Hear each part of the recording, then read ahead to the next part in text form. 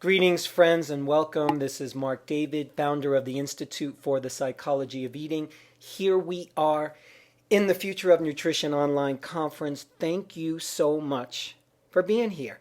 Thank you for tuning in. Thanks for your interest. Thanks for your enthusiasm. And really thank you for your commitment to making the world a little bit better place when it comes to food, when it comes to nutrition, when it comes to health, when it comes to our relationship with food, when it comes to really how we do life on planet Earth, hopefully in a better way. So in this introductory video, I will be setting the stage for you for this entire conference. I'm going to be kicking things off by giving you really my personal overview of the nutrition field. I'm going to put out some key highlights and important themes that emerged from the interviews that I conducted with around 55 experts. Now, since these interviews actually have already been recorded, I'm giving you insights based on the sum total of the wisdom that's already been shared. So essentially, I think you're going to find this really helpful. Now, if you're here in this conference, I want to tell you some of my assumptions about you. My assumption about you is that you care about health. My assumption is that you want to be on the cutting edge. My assumption is you enjoy learning. My assumption is that when it comes to nutrition and health, you're willing to hear conflicting points of view and from that place make your own choices. And another assumption is that you or people that you know and you and the people you care about could likely benefit from nutrition information that can make a difference. And really, lastly, you have a passion for what's possible in terms of the potential of the human body.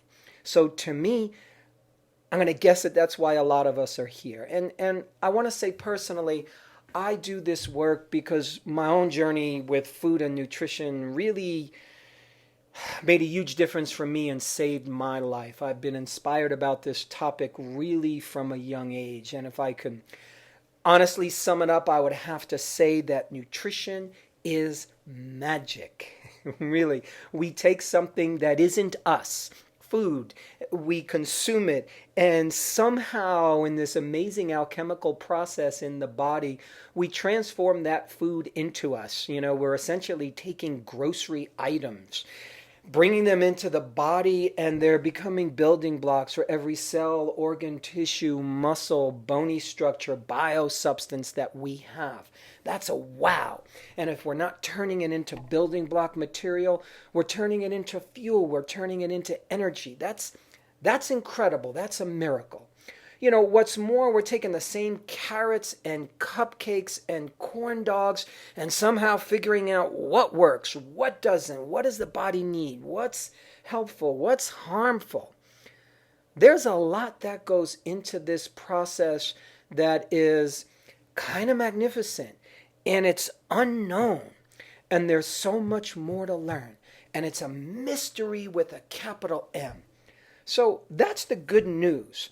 We're coming to this tremendous field, and we know a lot.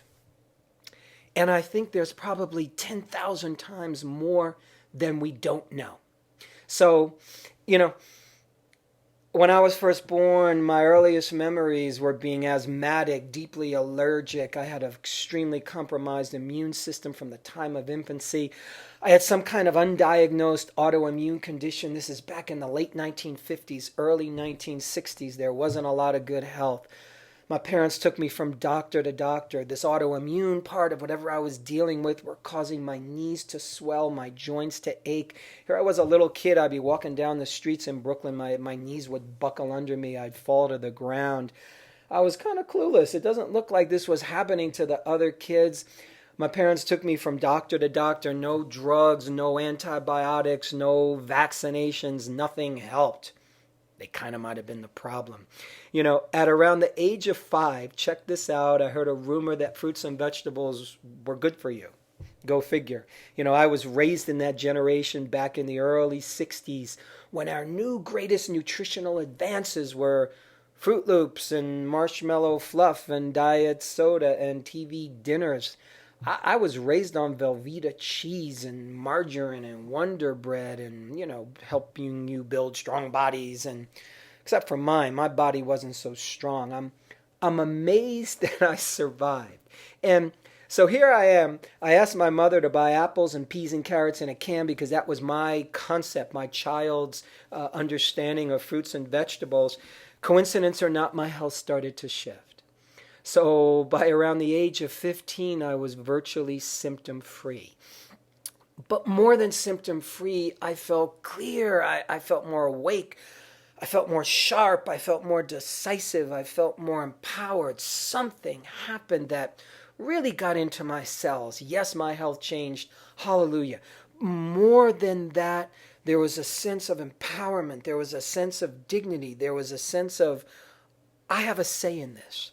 So not only did diet shift my metabolic world, it also catalyzed a huge leap in my personal world.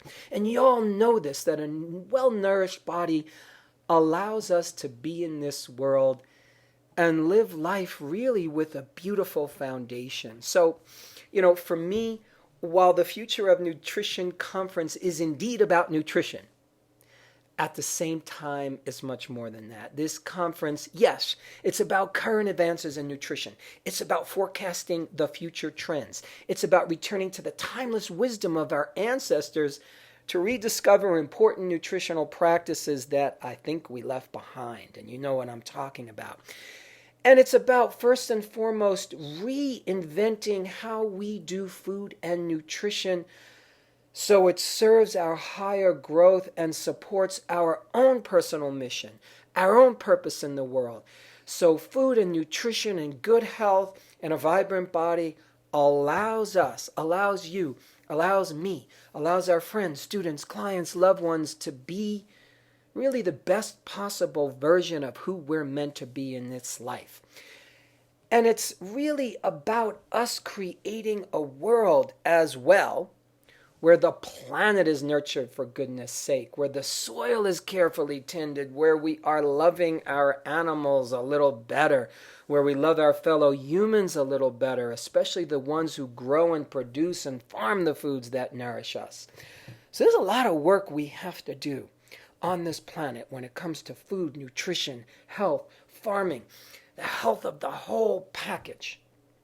Now, I want to share just a little bit more about my background so you have a sense and a context of where I'm coming from as I'm interviewing experts and really presenting and helping put forth different ways for us to start to see the nutrition space, the nutrition field, so we can advance it. I studied nutrition and biology at college at Delphi University in New York, loved it. That took me to medical school, an upstate medical school, Syracuse, New York, back in 1980. I wanted to be a nutrition-oriented doctor. That was my dream growing up. Got to medical school, I was a little disappointed. I was disappointed by the lack of true health and healing and nutrition education that was available to me in medical school, in that universe. So I left after the first year. I probably took the next 3 years. I traveled around the country. I apprenticed really with the best practitioners in nutritional medicine and in medical clinics that I could find who were using nutrition and food to heal. And again, back in the late 70s, back in the early 80s, it was hard to find that. It was hard to even get a good book. I eventually started thinking, yes, nutrition, but what about the psyche of the eater? What about who we are as eaters? What was going on with our food habits, with our eating challenges, with binge eating and overeating and weight and body image? So I wanted to study psychology. I went to Sonoma State University in California, also an amazing state school. I studied psychology there, got my degree in psychology. They allowed me to go off on my own and really develop eating psychology for everyone. There was eating psychology a little bit available at that time, but it was really eating disorders. And I was thinking, great, but what about an eating psychology for everyone? Because we all have a very unique and I believe fascinating relationship with food. Everyone eats. And so many people, again, they face the challenges of binge eating, overeating, emotional eating, body image concerns, weight, chronic dieting, fear of food, and all the health challenges, whether it's digestion, immunity, fatigue, and so much more that have an emotional or psychological component. I began a clinical nutrition practice on Wall Street in 1986 in New York City, of all places. That's where I originally came from. I wrote my first book, Nourishing Wisdom, in 1990. I was a total unknown at the time. Random House loved what I'd written. They got behind me. That book has since been translated into a dozen languages. It's been a bestseller. It's stayed in print thus far for over 25 years. It's considered a classic and groundbreaking work. I've worked for a heck of a long time in the supplement industry, the health food industry, product development and formulation. I've consulted to some of the biggest and most famous food and vitamin and drug companies that you've heard about, a lot of which I'm super proud of and kind of some I'd like to forget. We all make mistakes. I've logged thousands of client hours over a good 3+ decades, and I've taught to every kind of audience you can imagine: young, old, male, female, professional, laypersons, prison population, you name it. I've used, like so many of us have, I've used my body as my own laboratory to check it out, to see what is this? What is nutrition? What works? What doesn't? In short, I have, led my own fanatic life of trying to cover as much turf in the nutrition and health space as I could. My second book, The Slow Down Diet, is also a perennial bestseller and considered a game changer in the field. I started the Institute for the Psychology of Eating about 8 years ago. It's grown to be an educational organization with a worldwide reach. We feature truly innovative and groundbreaking trainings for both professionals and the public that combine the psychology of eating with the science of nutrition. To me, that's like having a right arm and a left arm. It's like having a right brain and a left brain. It's like having male and female. You gotta have both. We can't have body without psyche. We can't have psyche without a body. It's a package deal. The Hindus of old in yoga psychology thousands of years ago had a very beautiful line. They said, the mind is rarefied body and the body is solidified mind. Meaning it all exists on a continuum. It's all one. It's all connected. We know this. Mind-body science has proved it. So many cultures, wise people have known this for eons of time around the globe. What I want to say is this. To me, what qualifies me, you, any of us in this work, and there's all kinds of experts, some who come with tremendous academic credentials, some that come from the very traditional places in terms of medical education, nutrition education. There's a lot of outsiders in this field, or outliers, meaning they come to this field through self-study, through their own passion. That's what qualifies us. Do you care deeply? Is it your mission? Is this work necessary that when you get up out of bed, this is what you have to do? That's kind of what's infected my cells. I wake up and this is really what gets me out of bed. I love seeing the magic that happens when someone's health, when their energy turns around, when they find the right nutrition or emotional course correction that makes a difference for them. I love when people see their symptoms or diseases start to resolve, when their eating challenges relax in a big way. Really, when we become more vibrant and inspired so that our well-nourished body becomes the vehicle for us to do good work in the world. Whatever that work is, that work could be you being a mother, a father, a parent, a son, a daughter, someone who cooks, someone who loves, someone who shares yourself. Doesn't matter. We all have a special gift, I believe, to give in this life. A healthy, vibrant body, this gives us the platform to do that. So we have a fantastic opportunity before us. We actually have a mountain of collective nutrition, knowledge, and wisdom Already we have that can transform billions of lives literally. We have a knowledge base already that can prevent 75% of all diseases through nutrition. That's incredible. We have tools and information that can profoundly help us with our own metabolic experience, and it can help those who we serve professionally or personally, the people we love. So that information is out there. Part of what we're doing in this conference is we're bringing a lot of this present into one forum, into one place. We're bringing compelling ideas, thoughts, insights that can make a difference. So let's dive in. Let's talk about the future of nutrition. Let's get down to business. Let's talk some details. Let's talk directions. And to do this effectively, to really have a way for us to wrap our arms around the future of nutrition, big hug, I think it's helpful to take a look at the past. You probably never heard about the history of nutrition. Who talks about that? So I'm going to give you the history of nutrition in about 2 minutes or less. It's not going to be boring.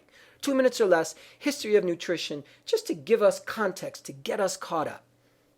It can be argued that the world has seen two separate streams in nutrition, one from the East, one from the West. So when I say a stream of nutrition from the East, think Chinese medicine, think Chinese 5-element theory, think Ayurveda, think two highly articulate systems that have been around for thousands of years that saw the very distinct healing and nutrient or nutritive values of various foods. So even though those brilliant sciences didn't describe vitamins and minerals, they described the archetypal qualities of foods in terms of the elements, in terms of yin and yang, in terms of hot and cold, in terms of fire, water, air, wood, earth.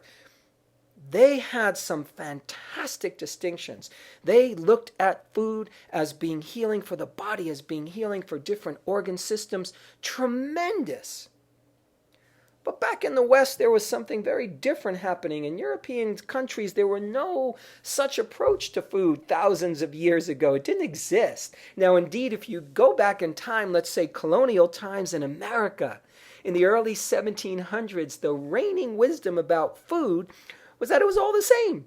It had, what people at the time called a universal aliment. And this universal aliment, there was some unknown substance that existed and permeated all foods that somehow gave us what we needed to be alive. So there was no difference to the European mind in terms of a cabbage or a potato or a tomato. Actually, they thought tomatoes were poisonous and toxic for the longest time. So it wasn't very creative. But things started changing with the advent of science, and along comes Antoine Lavoisier in France around the late 1700s. He starts to discover the combustive nature of the human body. He started realizing combustion's happening. There's gas coming out of the body. There's some type of combustion. And if there's a combustion, there must be a fuel. He spent a lot of time trying to figure out what the heck is the fuel for the combustion process that's happening in the body. Imagine him talking to his friends, trying to figure out, and probably one night over a couple of glasses of wine, they all go, "Hey, I think it's food." And sure enough, experiments led to that fact. So soon after that, scientists such as Helmholtz began to incorporate the physics principles of Isaac Newton, conservation of energy, the laws of physics. We started applying that to the body. And from there, caloric theory was born. Energy in, energy out. And continuing on into the 1800s, we started discovering that there's a chemical nature to the human body that seems to be more and more complex. Not only is there a chemical nature to the human body, there's a chemical nature to food. So at first we start to discover macronutrients, the big nutrients in food. Oh my goodness, there's protein, fats, carbohydrates. But then when you move further along, we could discover even smaller biosubstances that are necessary for the body. I'm talking vitamins, minerals, amino acids, other ancillary molecules. Here's the compelling point I want you to take away from this brief history of nutrition. Most scientists, and I'm saying most, not the ones you'll be hearing from in this conference, but most scientists essentially see the study of nutrition as filling in the nutritional blanks. meaning we simply need to discover even more and more never before noticed hidden substances in our food, or never before noticed hidden tiny processes in our body, maybe at the level of DNA, maybe at even a smaller atomic level. We just need to discover these tiny nooks and crannies. And when we do that, when we discover more micronutrition, we're going to know more. Hence, we all get excited when we discover, oh, there's a new substance, there's CoQ10, or wow, omega-3s, that's important, or wow, here's glutathione coming down the corner. Let's study what that's about, and how does that impact the body, and how does that heal? And that's kind of the state of nutrition at large. It's filling in the blanks. We're busy looking for new nutrients and new tiny chemical windows to figure out what gene trigger do I have to pull the trigger on so I can make all the fat melt. Now that's interesting as a direction, but I believe it's woefully limited and inadequate to get us where we want to go. I would like to suggest to you right from the start that the field of nutrition has so many more possibilities, and really that's what I've been on fire about over the years, doing whatever I can personally do to advance the field of nutrition so it naturally evolves and fast. Now, nutrition can no longer be merely about eat this, don't eat that. Here are the new nutrients to be aware of. Here's how to get them. That's why, to me, this conference is so important. We're looking to expand our nutritional horizons to create a future that we know deep down in our guts has to be created, not just for people to survive, which is what a lot of humans do these days, we're surviving, but for us to thrive, for us to reach our potential. Big difference. So, here are some of the key highlights that I've been learning from the sum total of all our experts in the Future of Nutrition Conference. I'm going to give you some key highlights, important new directions that I've gleaned from this conference. And these are in no particular order, and there are other themes, but I wanted to pull out a good handful of these. So first theme that I want to outline, highlight, very briefly, epigenetics. This is arguably one of the biggest scientific concepts in the last 50 years that can make a huge difference. It is a massive game changer, really, when it comes to health and nutrition. Essentially, epigenetics tells us that our gene expression for all kinds of unwanted diseases and symptoms, these are not etched in genetic stone. Yeah, I got brown eyes, I'm going to have brown eyes for life. I'm a male, I'm going to be male for life. So there's certain gene expressions that ain't going anywhere.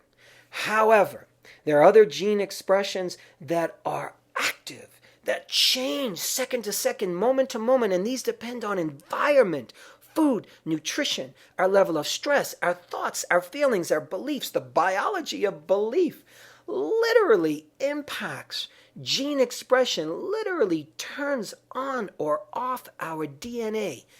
That is a tremendous concept that puts the power back in our hands. It's huge. And in this conference, you'll hear luminaries such as Dr. Mark Hyman, such as Sayerji, take note of this important discovery. A lot of our experts talk about this. Here's another highlight that I want you to pay attention to.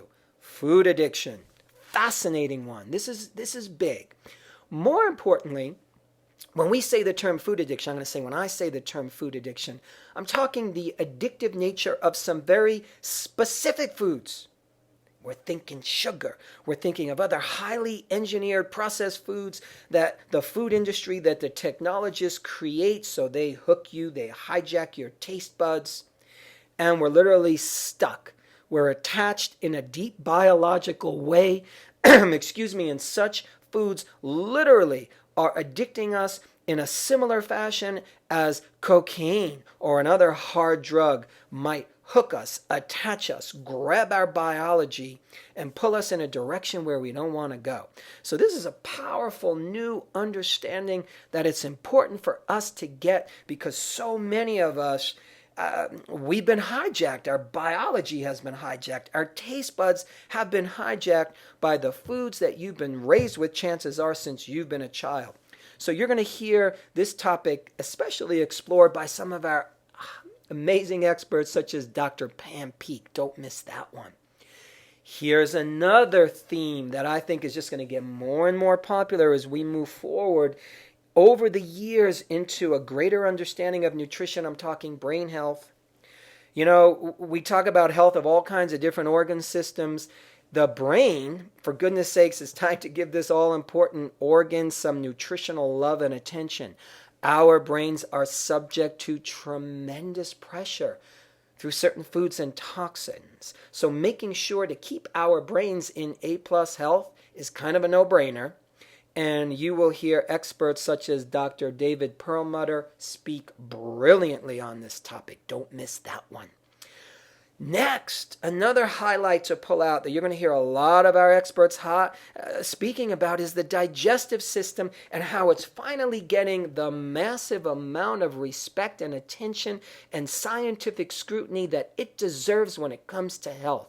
You know, the naturopathic profession, so many natural healers, so many wise ones have known for centuries that digestion is where health begins, and more researchers and clinicians are getting this. So you're going to hear a number of our experts share some fabulous insights here. I'm thinking also right now of the very knowledgeable Dr. John Douillard. Brilliant conversation there. You know, closely related to this, here's another theme to pull out: the gut microbiome. Fancy term for all the tiny little organisms that are living in living in your body, my body. On average, there's about a quarter pound of gut bacteria living in our body. And there are billions and billions of them. There's more tiny bacteria in your body than there are people on planet Earth. We're a solar system for other creatures. Who would have thought that? Now, so the gut microbiome and understanding the various kinds of gut bacteria and what they do, how they function. There's so many of them, they can affect very specific processes in the body. This is one of the hottest areas of research in nutrition and health science. I'm talking about, again, the fantastic interplay of gut bacteria with virtually every organ system in the body, even including the structure of our bones, our mood, brain function, energy, so much more. You'll hear experts such as long-term nutrition pioneer Donna Gates, love her, coming up still with brilliant insights and new foods to help us out in this realm. Lastly, another highlight I want to pull out, and there's more, but this is the last one I want to mention for now: planetary health and consciousness. You know, nutrition is often about me, my health, my body, my food, my diet, and that makes total sense because it's me, the guy that's eating the food, so let's talk about me. And that's not enough, because first and foremost, right now, at this time in history, we need a healthy planet. We need a healthy planet to sustain us. We need a global approach to understanding how we are impacting the food chain, the soil, the water, the air, and all the creatures we share this world with. Planetary health may very well be the most compelling health challenge of our time. And, you know, some of the experts who really speak beautifully to this topic: John Robbins, Dr. Richard Oppenlander, again, wonderful spokespersons for this message. Now, along with some of the main themes that I've just highlighted, there are some memorable interviews I would love to just call out and ask you to look out for, in addition to the ones I've just mentioned. So, you know, you heard me just speak about John Robbins. I want to say to you, for me, he is one of the wisest, most heartfelt activist leaders I know of, who stands for people, animals, planet, body, heart, and soul. He's an elder in this field. And honestly, when this man talks, I am absolutely all ears. You're going to also hear a great conversation interview presentation by Kathy Swift. You might not know her. She's one of the great dietitians in the field, and she's given a wonderful overview of so many of the different aspects of the nutrition universe. Very informative, all-around enlivening interview. Sayerji, he is one of the new generation of up-and-coming thought leaders in the nutrition universe. You know, he has a very broad perspective on science, culture, research, and the energetics of nutrition. This is someone who leads by example by his amazing work in the world with greenmedinfo.com. Check him out. Jonathan Baylor is really helping blow the lid off the outdated aspects of caloric theory. He's compiled some amazing research, has a lot to share in this interview and his new book about this fascinating topic. Calories aren't what you think they are. Lastly, I just want to call out Gudni Gunnarsson. He's Iceland's premier fitness expert, but really he's a wise spiritual teacher in disguise of a fitness expert. Helps people shift their bodies in part by helping us shift our inner world. He's been one of my personal mentors, so I'm excited to share him with you. And, honestly, I can wax poetic about every person I interviewed because each one of them has an important message and represents a voice that I believe needs to be heard. So many of the experts left me feeling so touched. You can feel their sincerity, their experience, their wisdom as healers and teachers shining through in a big way. Right now I'm thinking of people like Dr. Martin Rosen, like Dr. Fab Marcini, like the always amazing J.J. Virgin, Dr. David Katz, Paul Chek, Johnny Bowden, Dr. Jacob Lieberman. These are people who are just coming from such a deep place. Now, I got a request of you. Let's make the field of nutrition, you and I, let's make this field grow, evolve, and accelerate and serve us better. And I believe we can do this by doing our best to let go of judgment and nutritional self-righteousness. You know what I'm talking about? My nutritional approach and my diet is better than yours, that kind of thing. My suggestion, my request, listen to this conference and take the nugget of wisdom that each expert has to offer. You might not like their overall approach. You might be vegan and they're paleo. You might be paleo and they're vegan. You might be scientifically inclined in this direction and they're doing research in another direction. That's okay. Let's wrap ourselves around the whole field with humility, with compassion, with unconditional acceptance, and take the nugget of wisdom that each expert has to share. Because everyone you hear about in this field, they care, they're passionate, and they're working in their part of the universe to bring out something that they believe is useful. So they're working for us. Now, to me, this makes us better learners, and it empowers our experts to keep working hard for us to deliver the wisdom that might be life-changing for you or might be life-changing for the person sitting next to you. I use the word passion a lot, and I want to kind of take note, and I think you know this. Nutrition, food, diet, eating is a topic that indeed evokes a lot of passion. We often believe very religiously in our way of eating. Just about any nutrition expert I've ever met has a lot of energy and commitment. And this is what fuels innovation. But that passion can often blind us, as our enthusiasm can easily turn into a lot of moralism. So, even if you're the one person, you might be the one person, or you might know the one person who does have the best nutritional approach in the whole universe. When we make everyone else wrong for what they eat, when we judge their actions, it doesn't further your cause. Hating others as a methodology to changing them seldom works. Attacking people for their nutritional system, attacking people for their weight, for their looks, for anything, is a very old and outdated way of doing business on planet Earth. I believe it's time to really love and inspire each other into change and transformation. That to me is the future of life. That's the future of nutrition. For way too long of a time, we've been butting heads. We have to learn how to kind of sit at the table together, figure out how to do this. That's how I see this conference. Now, you are likely aware that nutrition can be a pretty confusing topic. It is. It's confusing. There's a lot of different viewpoints.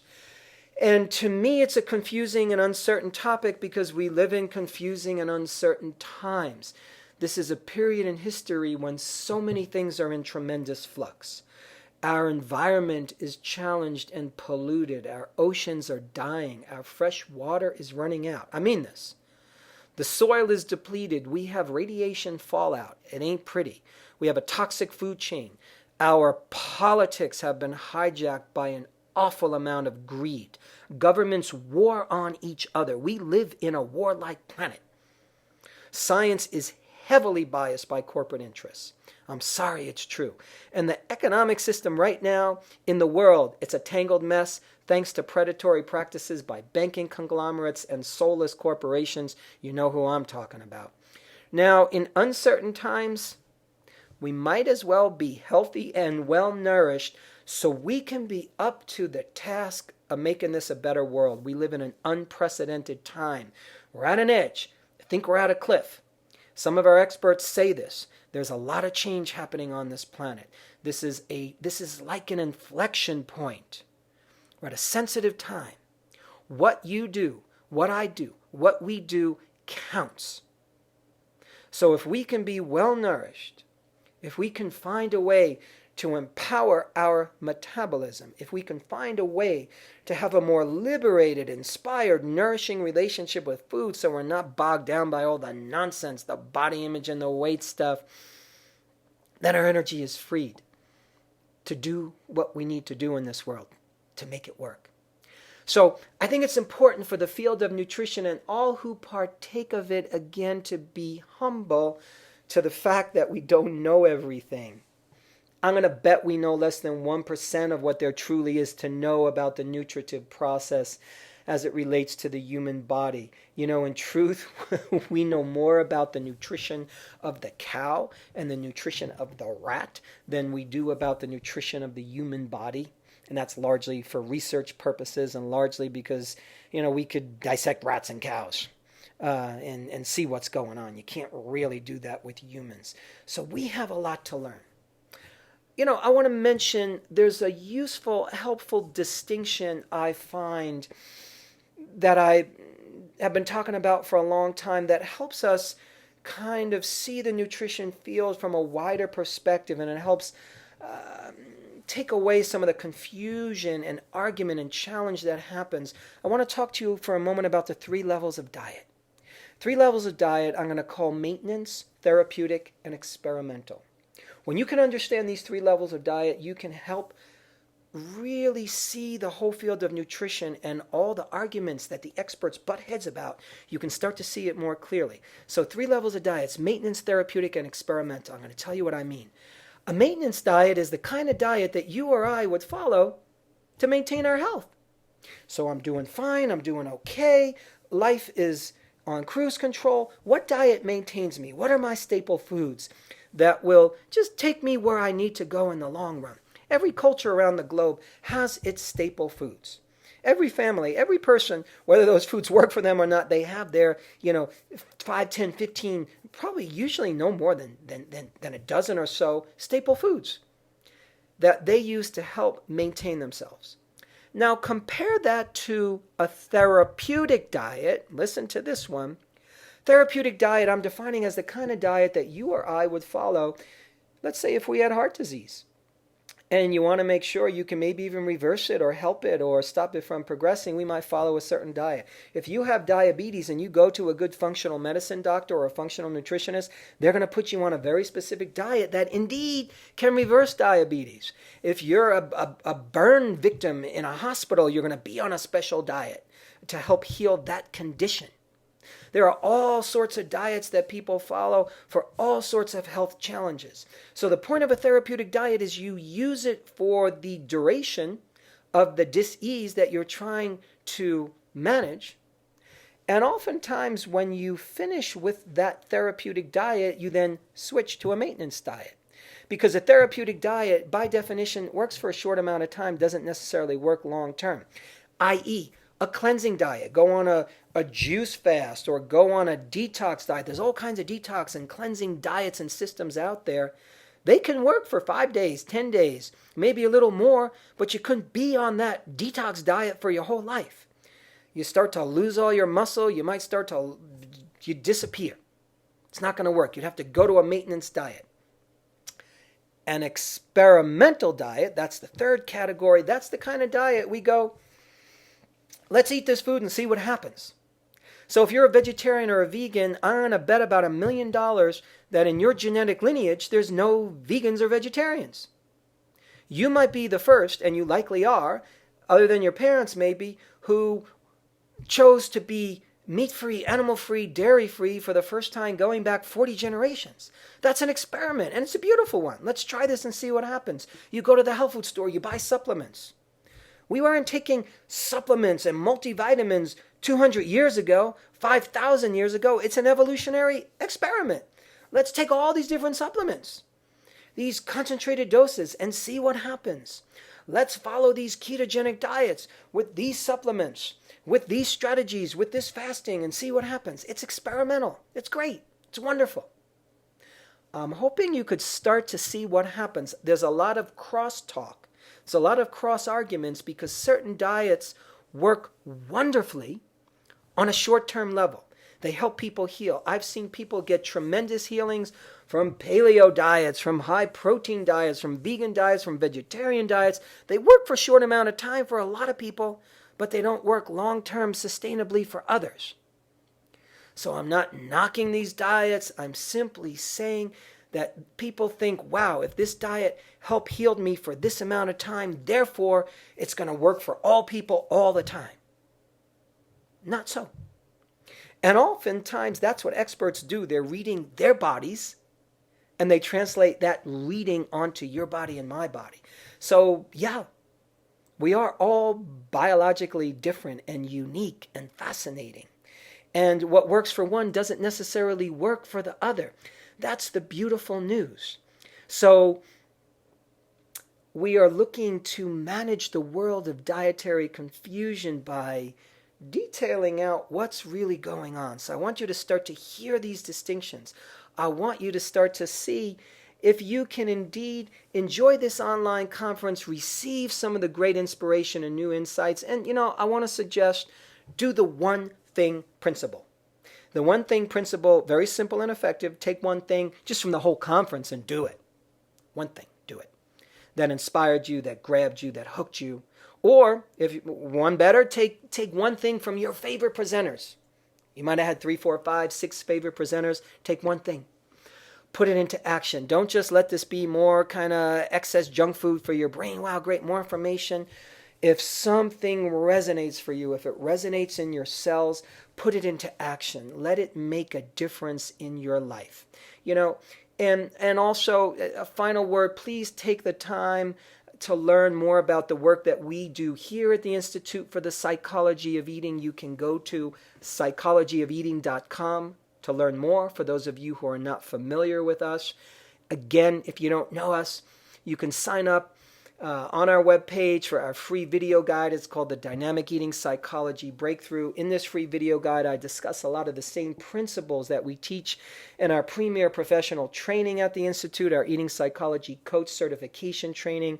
This is an information-rich, results-oriented, online 250-hour distance learning program. You could take it from anywhere in the world. We train practitioners to work with what I would consider the most compelling eating challenges of our times. I'm talking weight, binge eating, overeating, emotional eating, body image issues, and all the nutrition-linked health challenges that can have an emotional component. I'm talking digestion, fatigue, immunity, mood, energy, so much more. Now, for those of you who are not interested in the professional aspect of this work, we do have some amazing public programs that we offer, such as Transform Your Relationship with Food. This is an 8-week online program. It's really a game changer when it comes to your relationship with food and having a whole new experience of food, body, health.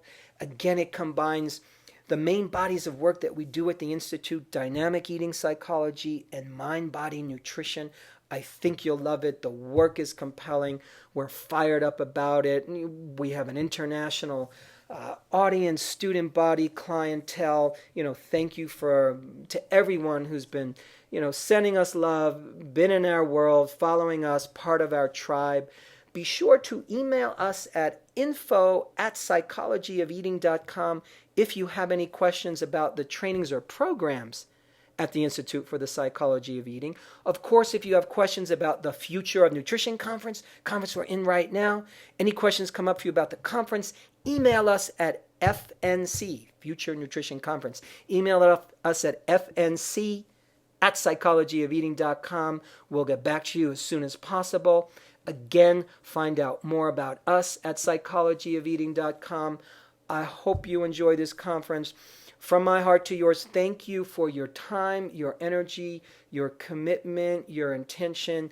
May you really receive some great insights from this. I thank all the experts who have very generously donated their time, their efforts, their enthusiasm. They've done their best to really get the word out about this conference. We've done our best to really educate people in a good way.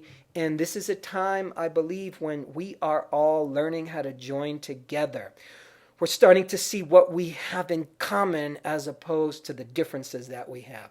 My goodness, if we can't figure out what we have in common around our love for nutrition, health, and advancing the health of other humans, of animals, of the planet, of nature, of the soil, if we can't see what we have in common there, then it's going to be a hard time making this whole thing work. So we can do that. We are doing that. And most importantly, we must, I believe, at this point, really push the pedal to the metal on how we are doing food and nutrition in this world, because it's imperative. It's the foundation of who we are. It's the foundation of health. It's powerful. It's magical. It's special. Our relationship with food runs so deep. Yes, it's about the health of the body, but it's also about how we care for each other. If there's one starving person on this planet, then the planet has an eating disorder. If there's one person that's going hungry, if there's one person that's going blind in a third world country because there's not enough vitamin A in their food, then this world has to look at itself in the mirror and ask, what's happening? How did we get here? What do we need to do? So in this conference, once again, we're advancing, yes, the understanding of personal nutrition, but it's for the purpose of us making this place work in a good way. So, my friends, thank you once again. Thanks for your time. Thank you for your energy. Thank you for your attention. Thanks for your commitment. And I trust that you're going to get a lot out of this. This has been Mark David, founder of the Institute for the Psychology of Eating, on behalf of the Future of Nutrition online conference. Please spread the good words, my friends, and take care.